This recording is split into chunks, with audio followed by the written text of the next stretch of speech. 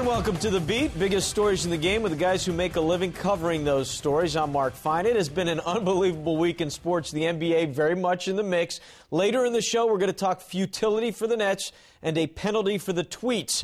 But we start with the latest on Allen Iverson. Headline number one, Iverson has had a change of heart. Multiple media outlets now reporting that Allen Iverson will head back to Philadelphia instead of heading into retirement. Apparently, it's a one-year, non-guaranteed contract. Joining me now, as usual, from Silver Spring, our own David Aldridge, and from Yahoo Sports, Adrian Wojnarowski. And D.A., we'll start with you, the latest on this deal. Well, it's just a matter of when Allen wants to accept a deal. The Sixers, if you factor in the amount of money that the league kicks in for veteran contracts, it's about $700,000 that the Sixers would have to pay out for Allen for a prorated sign for the rest of the season. And their view on it is very simple. If Allen shows if he's any problem at all, if he's at all disruptive, they can cut him. They don't owe him anything else. It's a non-guaranteed deal. So they feel about it. One member of their organization told me, look, this is a no-brainer. It makes all the sense in the world for us and for him. It gives Allen a chance to play. He's going to start with Lou Williams out for 2 months and gives us an opportunity to find a guy who's the best guy out there. And Allen, I think, by all accounts, is the best guard that's available in free agency right now. So from that standpoint, it's something that helps both sides. Obviously, we have to see what happens when Lou Williams comes back. He's out for about 2 months with a broken jaw. Right. And when he comes back, we have to see how Allen responds to that. Adrian, your thoughts on this deal? I guess it's as good a fit as any for Allen Iverson.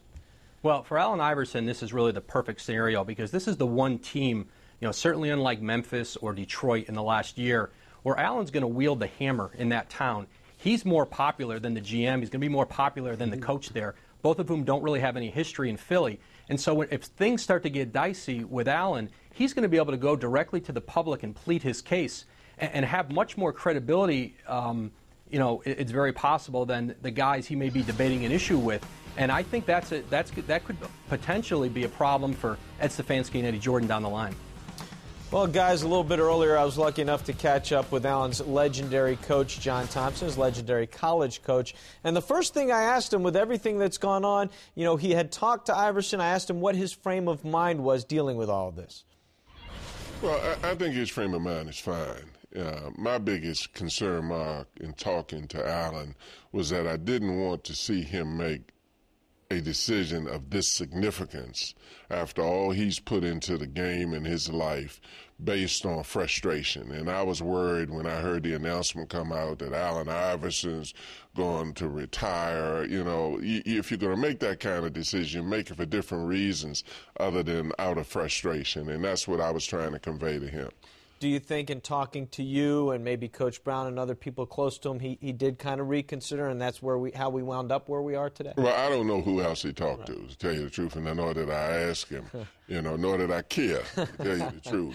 I was more concerned with the fact that, I think he has to form his own conclusions. I don't think anybody at this point of Allen's life is going to have the kind of impact that's going to have that kind of change. But I think everybody wants him to sort of hold back a little bit and take a look at it. And I think that's what he did. And under no circumstances do I think he's going to retire. And so I'm happy about that. An interesting thing came up the other night when this broke, and Kenny Smith and Eric Snow were on our show with us on Game Time. And Kenny said that he had always wondered why Allen didn't just say, I just want to play for a winner, I'll do whatever they need. And Eric's response was he thought that Allen felt like that's almost cheating, backing your way into a championship, that wasn't who he was. Do you find that interesting at all, or do you see that in his psyche? I heard Eric when he said that. And I thought that was an interesting thing. I have never heard Allen say that, but knowing Allen and his competitiveness, I could very easily see how he would formulate that thought process in his mind. Right. But, Allen is far different, I think, from what most people have a perception of him being. Most people are very reluctant to get to know Allen. They're more apt to have other people interpret him or the perception that they have of him. And that's one of the problems I see with all of this. Well, you say he's different. How so? Well, I think that he's the kind of person that if you go to him directly and talk to him, we live in a world now where people communicate with people through other people too much. Right. Allen is very honest, very direct. If you go with him and confront him and deal with him about something, where you're going to have a problem is that if it is passed on through 3 or 4 layers of communications. Right. Agent, GM, and everything before it gets to the Well, coach. exactly. And whoever coaches Allen has to be strong enough to deal with him on a man-to-man basis. Allen is much fairer than most people perceive him as being.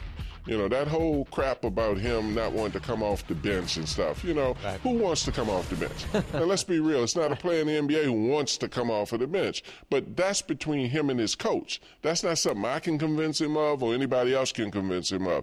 The coach and he has to determine how much time he's going to play or not play. But, you know, it's got to be a pretty damn good team if they've got a lot of players better than Allen Iverson. I'm going to tell you that right now. All right. That said, and talking about his role on a team, the news today obviously surrounding Philadelphia. Your thoughts on his fit there and how you see him doing? I think it's a great fit. One of the reasons why I think it's a great fit is because very few people assess him from the standpoint of his ability to play basketball. They always deal with exterior things. The people in Philadelphia know Allen. On the coaching staff, they have Randy Ayers, they have McKee, guys that he knows. The town has accepted him already. He doesn't have to make an adjustment going to the town. You know, and what we all better remember is that we're not talking about the 20-year-old kid years ago. We're talking about a guy now who's much more mature and much different. He's being judged now a lot like the perception that people had of him before. But I'm biased, and I enjoy being biased because I think he's an extraordinary special person, and I still think he's a very, very talented player. Well, it's great to get your insight and your angle from things, obviously, with the relationship that you've had with Allen. So appreciate you coming in, and thanks for sharing that with us. Thank you. Who wants to guard Allen Iverson in the NBA? Not me. Let's not talk about his playing time. Who wants to make the list, a short list of people who want to guard him? It will be a short list. Thanks again, Coach. You're welcome. Thank you for having me. Well, nobody on the Nets, that's for sure. When we come back, can the Nets come back? New Jersey has a new coach. We'll discuss the futility and the future next.